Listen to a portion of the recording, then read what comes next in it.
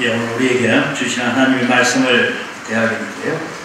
특별히 요한계시록 12장을 통해서 성탄을 맞이하는 교회, 성탄을 맞이하는 성도는 어떤 자세로 우리가 성탄절을 맞이해야 될까 하는 것을 좀 배우려고 합니다. 제가 주일에도 조금 말씀을 드리기는 하겠습니다.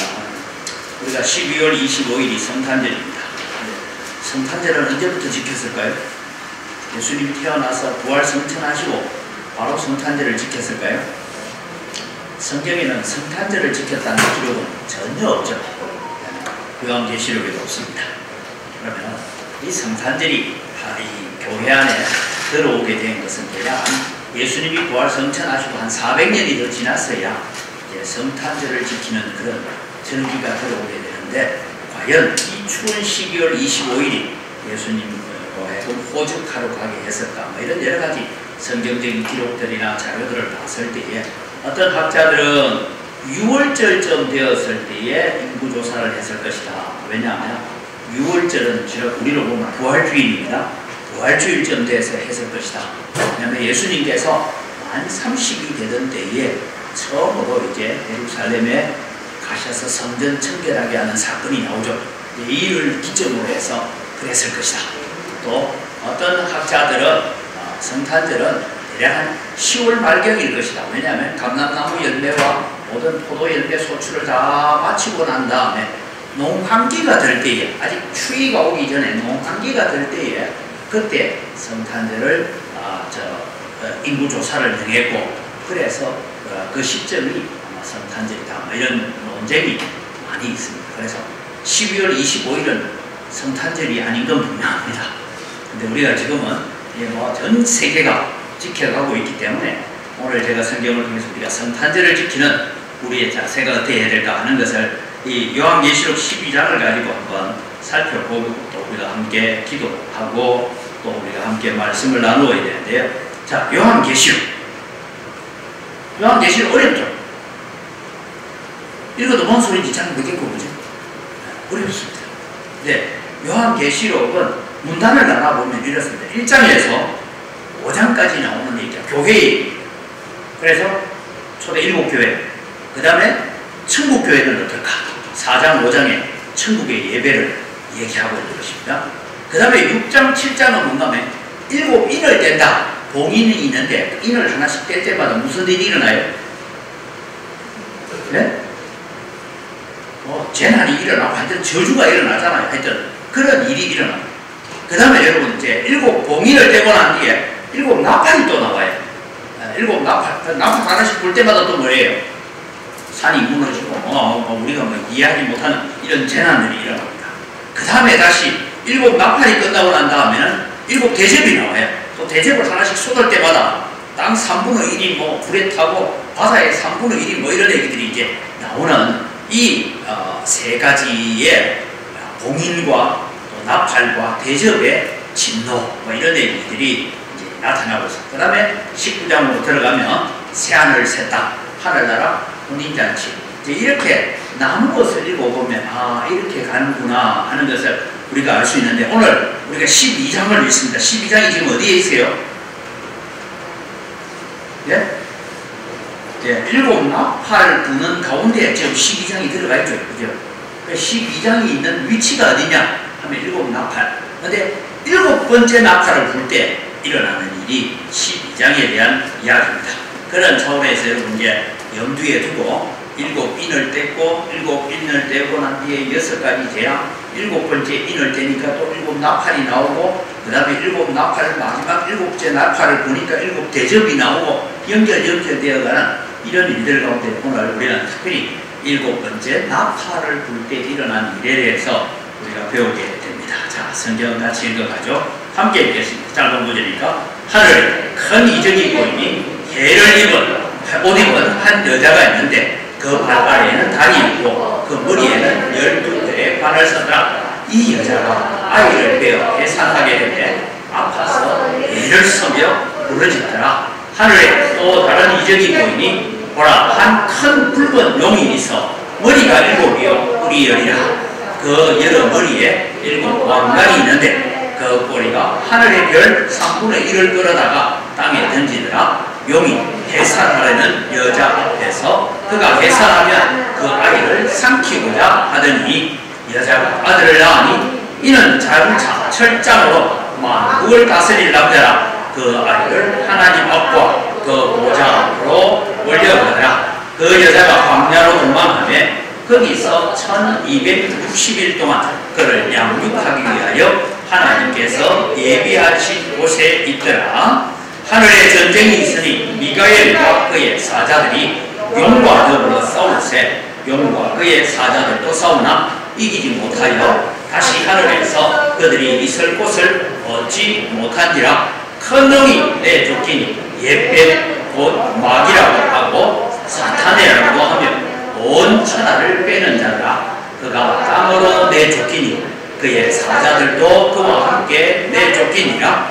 내가 또 들으니 하늘에 큰 음성이 있어 이르되 이제 우리 하나님의 구원과 능력과 나라와 또 그의 그리스도의 권세가 나타났으니 우리 형제를 참소하던 자 곧 우리 하나님 앞에서 밤낮 참소하던 자가 쫓겨났고 또 우리 형제들이 어린 양의 피와 자기들이 정언하는 말씀으로서 그를 이겼으니 그들은 죽기까지 자기들의 생명을 아끼지 아니하였도다.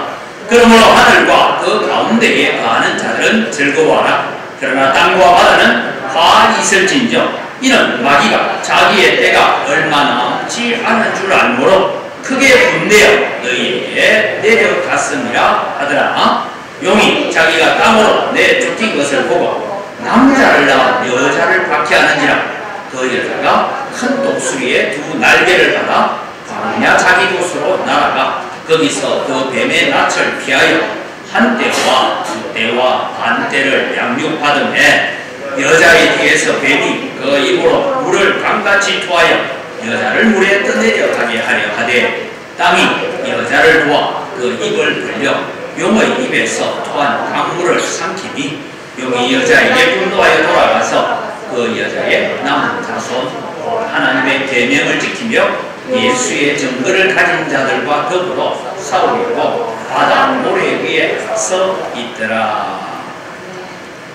내용은 다 알겠죠? 자, 처음 나오는 이 여자가 아이를 낳으려고 애썼다 하는 것은 예수 그리스도의 초림에 대한 얘기입니다. 그 다음에 이 예수 그리스도는 이미 하늘로 올라갔어요. 이미 부활 성천하셔서 올라갔어요. 그런데 남아있는 여자가 있어요. 그죠? 네, 우리는 그 여자가 그냥 마리아다 이렇게 보는 것이 아니고 바로 이 구약 시대에서부터 하나님의 언약을 이어오는 교회, 그 교회를 통해서 예수 그리스도가 오셨고 그 예수 그리스도가 이제 철장으로 온 만국을 다스리고 심판하신 주님이신데 이제 죽음의 권세를 깨뜨리고 부활하여 올라가셨고 아직 여자 교회는 남아있어요. 그것은 신약 시대의 교회를 이야기하고 있다.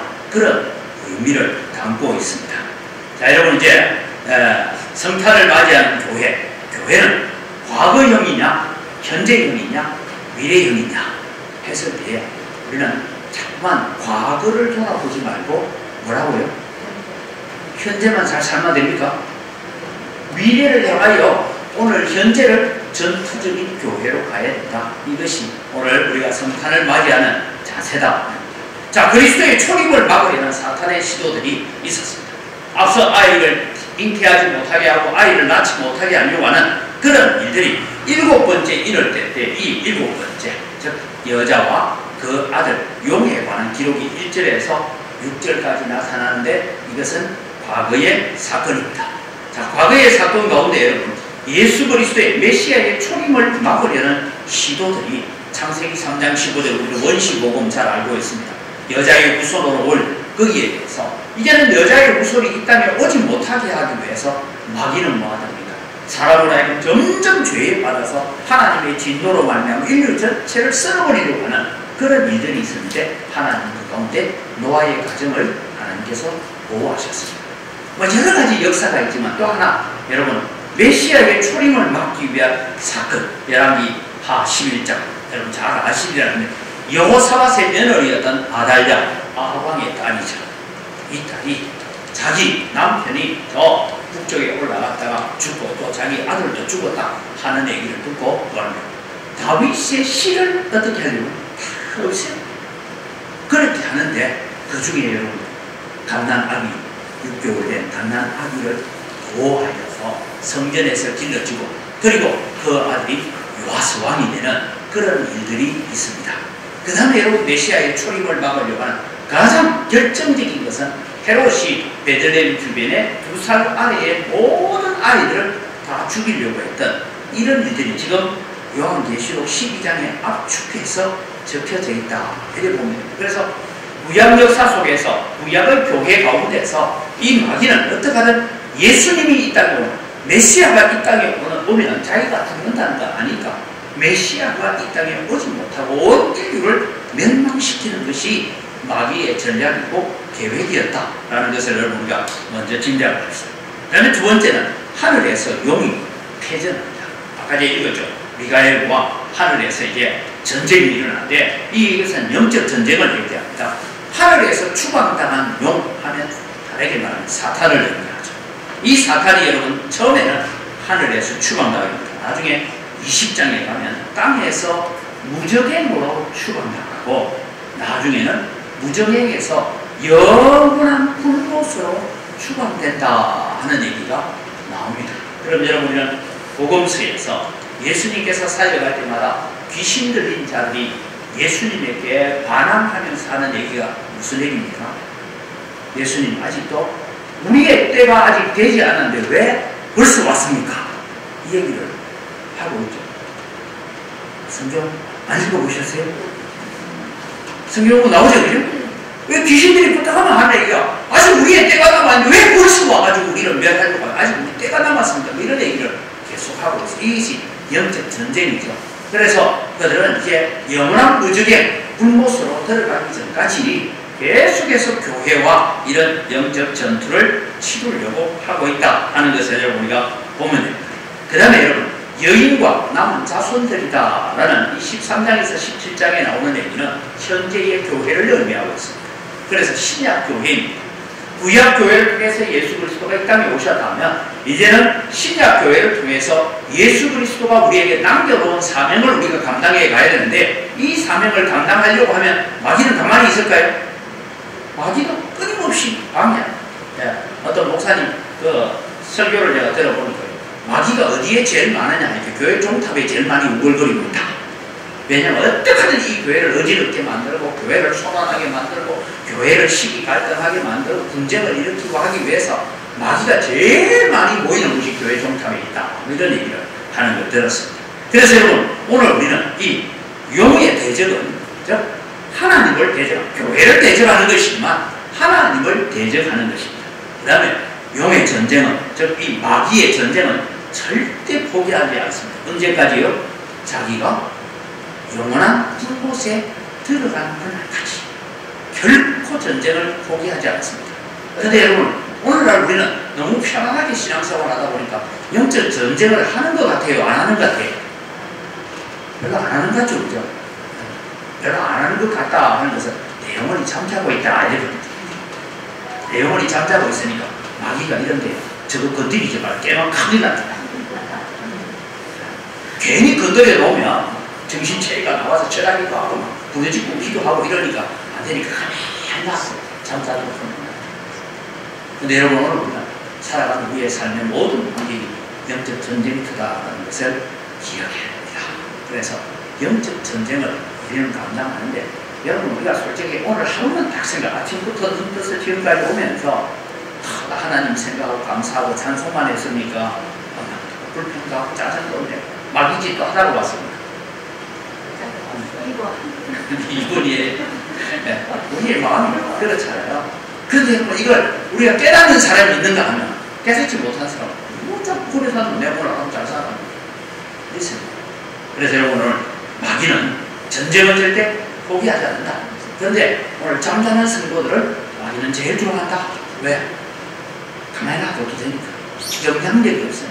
그런데 여러분 우리가 영향력을 끼치고 예수 그리스도의 영향력을 끼치려고 하면 마귀는 와서 방해하고 외방하고 조롱하고 비판하고 온갖 수단과 방법을 가리지 않는다라는 것이 오늘 아까 읽어봤던 성경 내용입니다. 지금 제가 성경을 일일이 구절구절 해석을 하지 않고 그렇게 가고 있습니다.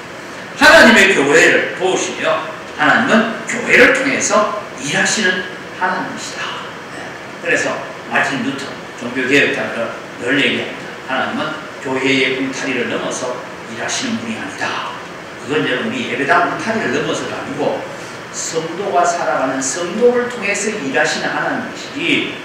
우리는 생각하지, 하나님, 내가 예수 안 믿는 아무개 친구가 있는데, 우리 큰아버지가 있는데, 작은아버지가 있는데, 하나님, 나는 여기 살지만 우리 작은아버지 부산 사는데 하나님 가서 꿈에라도 나타났으면 교회 가래 안 가래 막 이래가지고 교회 좀 나오도록 해주면 좋겠는데 그래 안 한다 이거예요. 누구를 통해서? 전도하는 입술을 통해서 역사하시지 교회의 울타리를 넘어서 일하지 않는, 성도의 사역을 넘어서 일하지 않는 하나님이시다. 그것을 우리에게 가르쳐주고 있다라는 것입니다.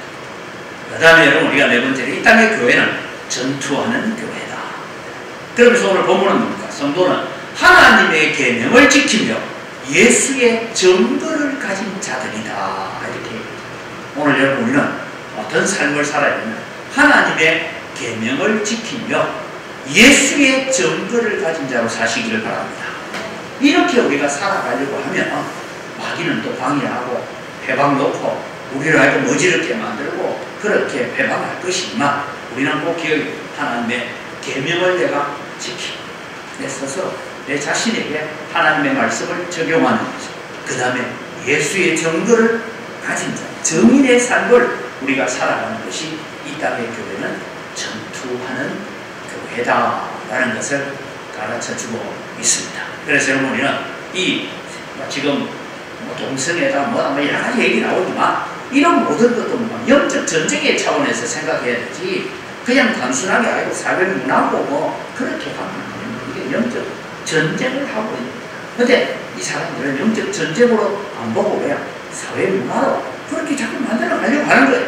그래서 여러분, 우리는 이런 영적 전쟁을 하는 자로 살아야 되는데 하나님께서 이런 영적 전쟁 가운데 있는 교회를 어떻게 했어요? 아까 제가 보니까 용이 입에서 문을 토해가지고 이 여인이 있는 땅을 그냥 삼키고 물에 떠내려가고 교회를 물에 떠내려가도록 홍수로 막 하려고 하는데 하나님께서 어떻게 하셨어요? 땅이 도왔어. 땅이 그 입을 벌려서 이 여인, 즉 신약의 교회를 삼키려고 하는 그 물을 다 지하로 그냥 들어가도록 만들어서 보호하고 계신다 하는 것을 우리에게 가르쳐주고 있습니다. 그래서 여러분, 교회를 핍박하는 것은 곧 예수님을 핍박하는 것이다. 하나님을 핍박하는 것이다 라는 것을 우리가 알아봐야 돼요. 자, 스가랴 2장 8절을 같이 읽을까요? 만군의 여호와께서 이같이 말씀하시되 영광을 위하여 나를 너희를 노력한 여러 나라로 보내셨나니 너희를 범하는 자는 그의 눈동자를 범하는 것이다. 스가랴가 지금 예언을 하고 있습니다. 이제 포로에서 돌아와서 하는 반란이 있습니다. 느헤미야보다 좀 앞선 시대니까요. 우리는 느헤미야 시대에 그냥 느헤미야가 와서 총독으로 와서 뭐 성벽을 갑자기 쌓고만 하는 게 아니라 계속 배방하는 대적들이 일어나잖아요. 이 대적들을 바라보면서 스가랴가 하는 얘기가 없습니다. 나를 너희를 노력한 여러 나라로 보내셨나니 너희를 범하는 자는, 즉 구약의 교회를 범하는 자는 그의 눈동자, 즉 하나님의 눈동자를 범하는 것과 같다. 제가 자주 말씀드렸습니다. 가끔씩 밖에 나가면요, 초파리 집어지가 늘 눈앞에 와서 뱅뱅 돌죠. 밖에 오시면 그때는 어떻게 해요? 네? 오래 있으면 없어지니까 가만히 놔두고 계시래요. 근데 가는데 계속 따라오나? 예, 집사님 참 착하십니다. 나는 안 그러고 계속 따라오잖아요. 눈앞에 그러잖아요. 잡아야 돼요. 그죠?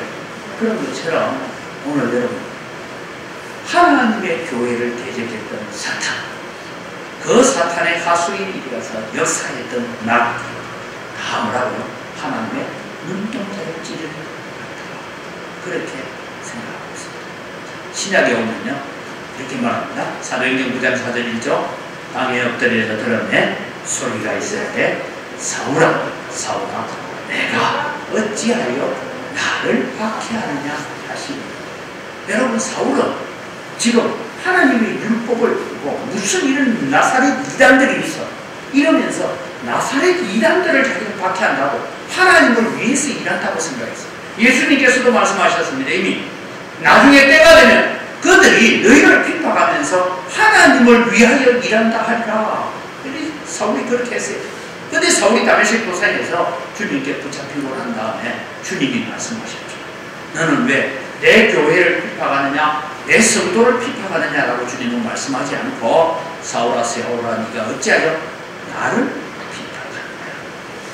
여러분 그렇다면 오늘날 여러분 우리나라 안에서 외국까지는 안 가더라 우리나라 안에서 사상적으로 정신적으로 문화적으로 여러 가지를 가지고 교회의 창조 질서 하나님의 창조 질서와 성경을 위반하려고 하는 모든 시도들은 누구를 비판하는 거라고요? 예수님을 비판합니다. 예수님의 눈동자를 지켜두고 그렇다. 그래서 여러분은 그들이 회개하고 돌아오기를 하나님 앞에 기도해야 합니다. 이 일들이 오늘 우리에게 주어져 있습니다. 그런 차원에서 이제 우리는 성탄절을 한번 바라봅니다. 자, 여러분 앞서 말씀드린 구약의 교회를 통해서 예수 그리스도가 오셨어요. 예수 그리스도가 오심으로 말미암아 여자와 그 남은 후손들에 대한 것은 신약의 교회를 의미하고 있습니다. 그런데 구약 시대로 마귀는 예수 그리스도가 오시는 것을 못오게 막으려고 애썼습니다. 그리고 이제는 신약 교회에 와서는 이 예수 그리스도의 복음이 확장되어져 가고 하나님의 교회가 확장되어 가는 것을 방해하기 위해서 계속해서 애쓰고 있습니다. 이런 일들을 우리가 바라보기에 그럼 오늘 우리는 예수님이 오셨다. 2000년 전에 예수님이 오셨어요. 그 오신 예수님을 우리는 오늘 성탄절을 맞이할 때 오늘 이 본문을 통해서 우리는 무엇을 바라보면서 성탄절을 지키는 것이 잘 지키는 것일까?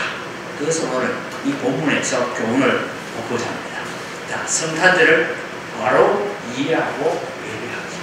자, 앞서 말씀드린 성탄절은 꼭 12월 25일이라는 보장이 없습니다. 그 다음에 여러분 성탄절 우리가 지금 올해가 몇 년도예요? 2022년이죠. 예수님 오신 이후 2022년이라는데 로마의 원력을 거꾸로 추적해 가면 헤롯 대왕이 죽은 때가 BC 4년이에요. 그러니까 여러분 처음부터 예수님 오신 날은 계산을 잘했어요? 못했어요? 잘 못했어요. 그러니까 엄밀하게 여러분 우리가 주전, 주후로 나누려면 지금 우리가 봤을 때는 예수님이 오신 때를 대략 4년을 더해야 그러니까 2026년이 돼야 하나님께서 왜 이런 연도까지도 사람들이 착각하게 했을까? 그것은 여러분 요한계시록을 보면 2360일이 어떠고 뭐 반대와 두대를 어떠고 막 이런 계산하잖아요. 이거 계산 잘 해가지고 예수님 재림한다. 1992년 10월 28일 예수님 재림한다고 말했던 사람이 다미 성교였잖아요. 다미 성교의 사람들이요. 연도표를 제대로 알았으면 4년 더 땡겨야 돼요. 이해되십니까 여러분? 그래서 하나님께서는 의도적으로 이런 것들을 막으셨다라고 저는 생각합니다. 그런 차원에서 오늘 여러분 우리는 과거에 오신 예수 그리스도 철장으로 세상을 다스릴 분으로 오셔서 이미 그분은 십자가에 죽으시고 부활하신 예수님입니다. 이 십자가에 죽으시고 부활하신 예수님을 오늘도 우리는 과거를 바라보며 기억하고 감사하는 성탄절이 되게 됩니다. 우리는 자꾸만 과거로 돌아가는 것이 아니라 그때를 기억하고 감사해요. 그럼 오늘 현재는 어떻게 되느냐? 지금 현재 교회가 뭐라고 해요? 마귀가 물을 뿜어서 교회를 내려가서 홍수로 멸하려고 하고 막 그런 일들이 지금 일어나고 있단 말이죠. 그럼 오늘 우리는 영적 전투를 담대하게 감당하는 교회가 되어야 된다. 이것을 우리에게 말씀해 주고 있는 것입니다. 그런 차원에서 여러분 오늘 우리가 바라볼 때 우리는 이 시대에 있어서 우리는 성탄절을 우리가 바라보면 예수 그리스도께서 사망의 권세를 깨뜨리고 이기신 것처럼 오늘도 우리가 그 예수 그리스도를 닮아서 현재의 우리에게 주어져 있는 영적 전투를 잘 감당하겠습니다. 두 가지입니다. 하나님의 말씀에 순종하고 그 말씀에 정인이 되는 삶을 통해서 우리는 이 땅에서 영적 전투를 감당하는 성도가 되어야 된다. 이것이 성탄절을 우리가 제대로 맞이하는 겁니다. 미래를 바라보면 오늘 다시 오실 그리스도를 호대해라 라고 말씀하고 있습니다. 자, 주일에도 잠시 말씀을 드릴 텐데 여러분, 구약에는 임마누엘의 하나님이었어요. 임마누엘, 우리에게 오셔서 우리와 함께 하시는 하나님. 그래서 임마누엘의 하나님을 이제 이사야 7장 14절에서부터 그들은 계속해서 임마누엘을 외치며 살아왔습니다. 이미 임마누엘은 이루어졌습니다. 예수님께서 요한복음 14장과 16장에 보면 내가 너희를 떠나가는 것이 너희에게 유익이야. 내가 가면 너희에게 누구를 보낸다고요? 보혜사 성령을 보내서 너희와 함께 있게 하리라. 너희의 길을 인도하리라. 내 말을 가지고 너희들을 인도하고 내 말이 기억나게 할 것이다 라고 말씀하셨어요. 그러면서 주님은 사도행전에 말씀합니다. 내가 가서 처소를 예비해놓고 다시 오마 약속하셨죠. 이것이 요한계시록은 마라나타라고 해요. 주 예수여 어서 오시옵소서. 마라나타시. 그럼 여러분, 오늘 우리가 2000년대에 들어와서 2000년 전에 저 베들레헴 구유로 가서 아기 예수님을 만나는 그런 신앙이 아니고 오늘 우리는 이 요한계시록 12장을 통해서 우리가 바라보는 예수 그리스도의 성탄을, 탄생을, 이 땅에 오심을 정말 우리가 감사하고 축하한다면 어떤 자세로 해야 되냐? 우리는 이미 임마누엘로 오신 주님을 바라보면서 마라나타의 신앙으로 우리가 나아가는 것이 믿음이다 라는 것을 이야기하고 있습니다. 그래서 사도행전을 가만히 읽어보면 사도들의 설교에는 예수님의 탄생에 대한 설교는 전혀 없습니다. 무슨 얘기예요? 십자가에 죽으심, 부활에 대한 증거입니다. 그래서 십자가에 죽으심과 부활을 증거하는 것이 사도들의 설교의 핵심이었습니다. 그 다음에 거기에 포함되는 게 심판을 얘기하죠. 다시 오셔서 세상을 심판하신 주님을 말씀하고 있습니다. 오늘 여러분, 우리는 오는 주일이 성탄절입니다. 물론 우리는 성탄절에 예수님이 이 땅에 오심을 우리가 감사하고 메리 크리스마스라고 인사하기도 하고, 또 우리는 함께 또 성탄절 여러분 손주들에게도 선물도 주고 다 해야죠. 가장 중요한 것은 뭐냐면 그 속에 무엇을 포함하고 있습니까? 마라나타의 신앙을 포함하고 있습니다. 그래서 최후의 승리, 교회가 마지막 승리하는 그날까지 우리는 영적 전투를 잘 감당하겠습니다. 주님이 하신 것처럼 우리가 이 영적 전쟁을 잘 감당하겠습니다. 그래서 다시 오마 약속하신 주님 앞에 거룩한 세마포 옷을 입고 주님 앞에 서는 자가 되겠습니다. 이것이 우리가 성탄절을 제대로 지켜가는 성도의 자세다.